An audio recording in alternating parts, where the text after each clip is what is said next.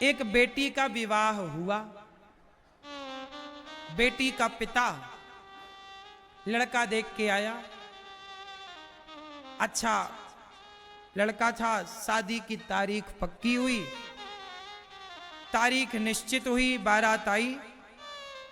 लड़की का पिता एक सरकारी नौकरी में था, सामान्य कमाता था, और बेटी थी और एक बेटा था। बहुत पैसा नहीं था, सामान्य सी नौकरी थी, छोटी सी, घर का दाल रोटी चलता था। पर बेटी के विवाह में लड़की के पिता ने अपनी सरकारी जो नौकरी थी, उस सरकारी नौकरी से थोड़ा सा लोन ले लिया। सरकारी नौकरी में लोन मिल जाता है ना, थोड़ा सा लोन लिया कि बेटी का ब्याह है, 2-5 लाख जो भी उसने लोन लिया हो, उस बहुत पुरानी बात है, जो भी उस समय की जरूरत थी उसने लिया, लोन लिया और विवाह शुरू हुआ। बारात आई, मंडप के नीचे दुल्हा आया कि तभी दुल्हे ने डिमांड करी कि मुझे तो 4 चक्के की गाड़ी चाहिए, 4 व्हीलर गाड़ी चाहिए। लड़की का पिता बेचारा सामान्य था, सामान्य घर का था। दामाद जी से कहा, दामाद जी हमारी आपकी ऐसी कोई बात तो हुई नहीं थी कि हम आपको गाड़ी दें, हमारे पास इतनी हैसियत नहीं थी, आपने पहले बताया नहीं, हम मंडप के नीचे कह रहे हो कि गाड़ी दोगे तो ही बेटी का विदा करेंगे बेटी को। अब बेचारा लड़की का बाप परेशान हो गया, कहां से वो गाड़ी के पैसे लाता, कहां से गाड़ी खरीदता।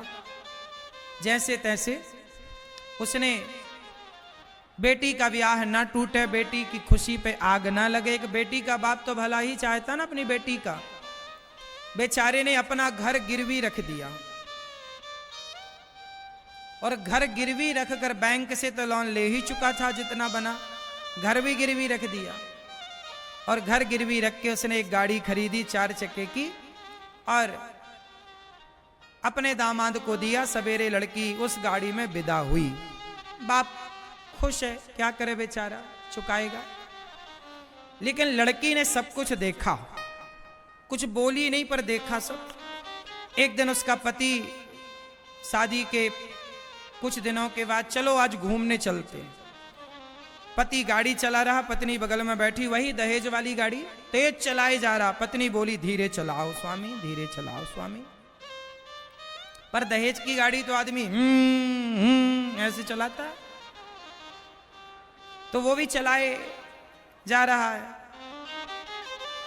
बड़ी तेज गाड़ी जा रही थी कि सामने एक मंदिर था, एक भिखारी सड़क पार कर रहा था, अपाहिज था, लंगड़ा, बैसाखी लेके सड़क पार कर रहा। गाड़ी इतनी तेज थी कि ब्रेक लगाते लगाते जाकर बिल्कुल भिखारी से टच कर छूती हुई खड़ी हो गई। भिखारी बाल बाल बचा, चढ़ जाती गाड़ी, मर जाता भिखारी।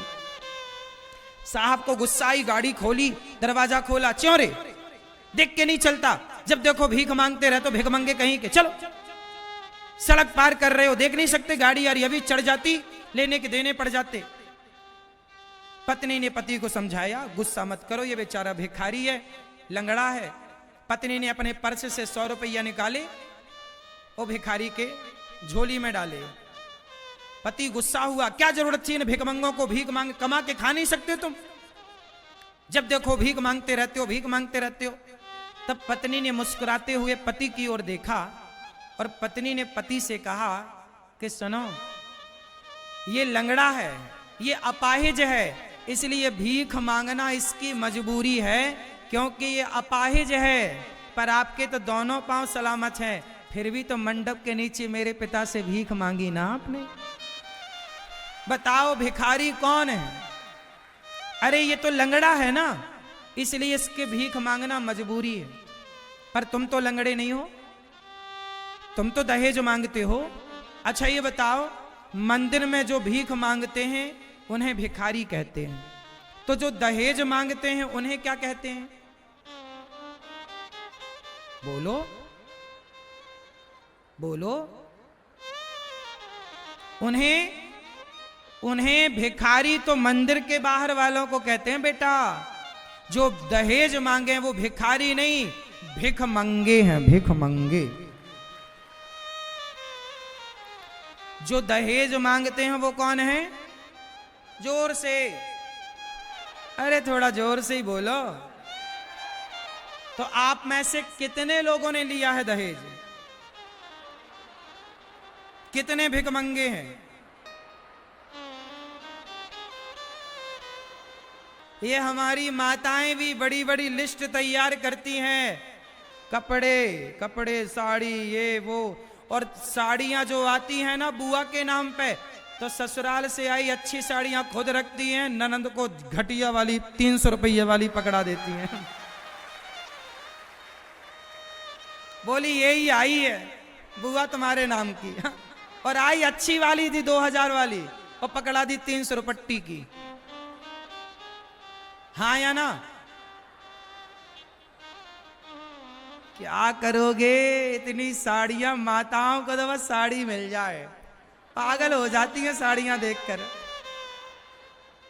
नेता लोग साड़ी बांटते 50-50 रुपया की, माताएं गिर गिर पड़ती हैं साड़ियों के लिए, मर जाती हैं कई बार नेताओं की साड़ी का। तुम्हारा पति नहीं पहना पा रहा साड़ी, क्या नेताओं की पहन रही हो? स्वाभिमानी बनो मेरी मां, नेताओं की साड़ी तो कम से कम ना पहनो। आज यदि वो साड़ी पहना रहा है तो कल उतरवाएगा, फिर उतारना भी पड़ेगा, क्योंकि उसी की है। इसलिए कपड़े लत्ते अपने पति की कमाई के पहनने चाहिए।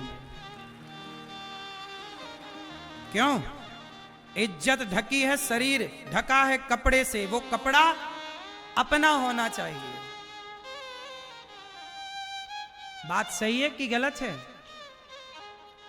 मेरी मां, मेरे नौजवान दोस्तों, अपने बच्चों को इतना पढ़ाओ, इतना योग्य बनाओ कि ये दहेज की भीख मांगनी ना पड़े।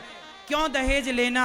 एक अच्छी लड़की लो, एक अच्छा लड़का लो, एक अच्छी लड़की, एक अच्छे लड़के का चुनाव करो, एक अच्छे लड़की को चुनो, एक अच्छे लड़के को चुनो, अपनी बेटी और अपने बेटे के लिए उनका जीवन अच्छे से बीते, पैसे ना हो। हमारे यहाँ रिश्तों का नाम है समधि। लड़की के पिता और लड़के के पिता को क्या बोला जाता है?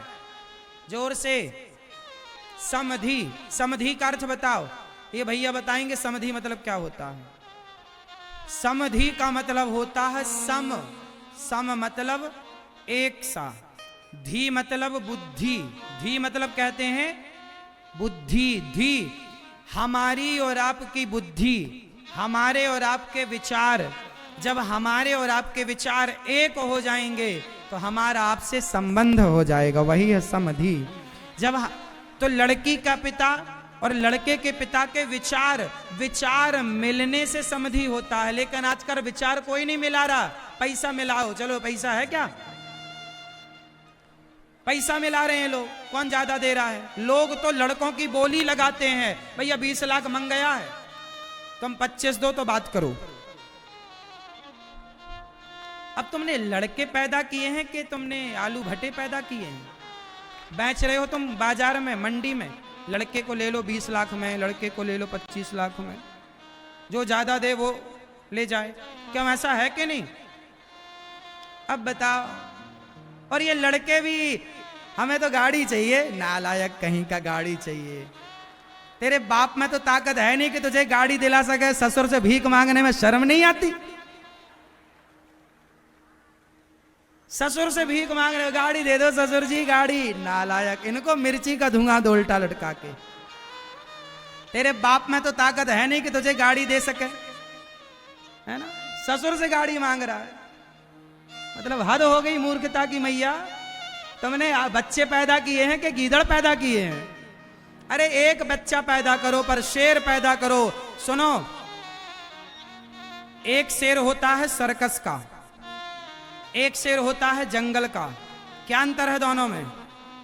सर्कस का शेर जो होता है ना, ये मांस के मालिक के टुकड़ों पर पलता है, शेर है पर सर्कस का है। तो सर्कस के शेर को टाइम टू टाइम मालिक आता है, मांस का टुकड़ा डाल करके चला जाता है। एक बार सर्कस के शेरों को जंगल में छोड़ दिया। सरकार ने कहा कि शेर तुम टॉर्चर करते हो, चलो सर्कस बंद करो, जानवरों को जंगल में छोड़ो। एक बार सर्कस के शेरों को जंगलों में छोड़ा तो 12 शेर छोड़े, 12 में से 8 शेर जंगली कुत्तों ने खा लिए। शेरों का शिकार कुत्तों ने कर लिया। पता लगाया कि भाई शेर का शिकार कुत्तों ने कैसे किया, तो पता लगा कि ये शेर जो थे ना, वर्षों तक रहते रहते सर्कस में शिकार करने का टैलेंट भूल गए थे, और जब खुद शिकार कर नहीं पाए तो भूख से तड़प गए, तो कमजोर पड़ गए, और कमजोर शेर का कुत्तों ने शिकार कर लिया। तो जो सर्कस का शेर है वो मालिक के टुकड़ों पर पलता है।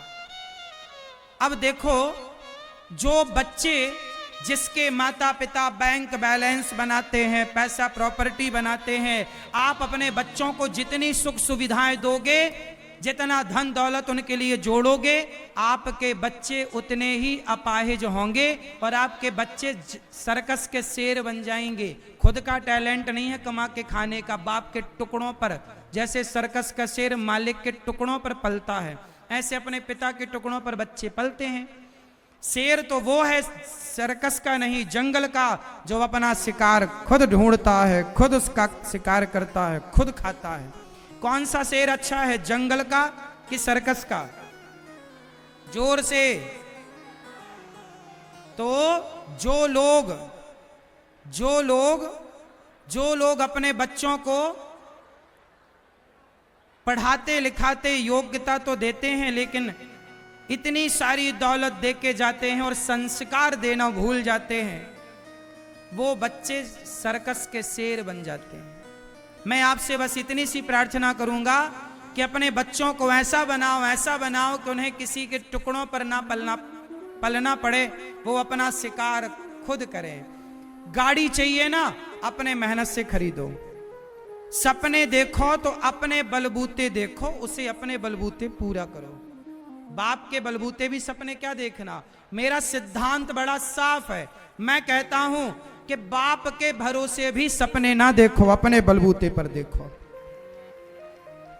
भरोसे पर जिए तो क्या जिए इस जिंदगानी को, सहारों पर जिए तो क्या जिए इस जिंदगानी को, सहारा दूसरों को दो, अमर कर लो कहानी को। सहारों पर तो मुर्दे चलते हैं, हम तो अपने पांव से चलना सीखे हैं, अपने बल पर चलते हैं। हम पिता के भरोसे सपने नहीं देखते, हम उतने सपने देखते भी नहीं कि हमें किसी के सहयोग की जरूरत पड़े। जितना देखते हैं अपनी काबिलियत, अपने टैलेंट, अपने बल पर काम करते हैं। क्यों जी? तो दहेज वहेज क्या मांगना, आप में काबिलियत होगी तो बहुत कमा लोगे मेरे दोस्तों, वरना किसी के देने से धन बढ़ता तो दहेज लेकर तुम बहुत धन्ना सेठ ना हो जाते। आज तक दहेज लेने वाले यदि धन लेकर ससुर से बढ़ता तो धन्ना सेठ ना हो गए होते तुम। धन बढ़ता है मेहनत से, धन बढ़ता है आपकी काबिलियत से। ससुर कितना भी दे दे उससे धन ना बढ़ेगा। क्यों जी? तो मेरे भाइयों, ये दहेज प्रथा बंद होनी चाहिए कि नहीं? लड़की का पिता जितना दे दे ले लो, मना मत करो, लेकिन मांगो मत। मांगे से मरना भला, मत मांगो कोई भीख, बिन मांगे मौती मिले, यह सतगुरु की सीख। मांगे से अच्छा है मर जाओ, काहे मांगना? क्यों मेरी मां? मांगना सही है? तो मैया जो तुम लिस्ट बनाती हो ना, इतनी साड़ी इतनी ले आना, ये साड़ी वो साड़ी, जो कल बच्चा पैदा हुआ उसके कपड़े भी लिख देती है मैया लोग कि कल बच्चा पैदा हो उसके भी कपड़े भिजवा देना। मतलब बच्चे पैदा कर लिए पर कपड़े पहनाने की हिम्मत नहीं है, वो ही लाके पहनाए। इसलिए स्वाभिमानी बनो। आजकल का इंसान ना स्वाभिमान ना जाने उसका कहां चला गया, बिकाऊ सा हो गया है आज का इंसान। प्रार्थना करता हूं अपनी संतान को स्वावलंबी बनाना। माता सीता ने जैसी संतानें तैयार की, लव और कुश, ऐसी संतानें हो। बच्चों को बचपन से ही उनको आत्मनिर्भर बनाइए। बच्चों को ये मत बताइए कि हमारे पास दौलत कितनी है बेटा, नहीं, उसे बताओ कि बेटा तुम्हें जो करना है तुम्हारी अपनी मेहनत पर करना है, करो। तुम्हारे पास कितनी भी दौलत क्यों ना हो, लेकिन बच्चों को देने की जरूरत नहीं है। बच्चों को पहले बाजार में उतार दो, बेटा जाओ कमा के लाओ। जब 4 पैसे कमाएंगे ना, तब उनको पता लगेगा कि 1 रुपए की कीमत क्या है और अन्य के 1 दाना की कीमत क्या। कमाते हैं नहीं तो उन्हें कुछ कीमत पता लगती नहीं। उड़ाते हैं, 1.5 लाख का मोबाइल रखते हैं, गाड़ी बड़ी बड़ी मिल जाती है, घूमते रहते हैं, बहन बेटियों को छेड़ने लग जाते हैं।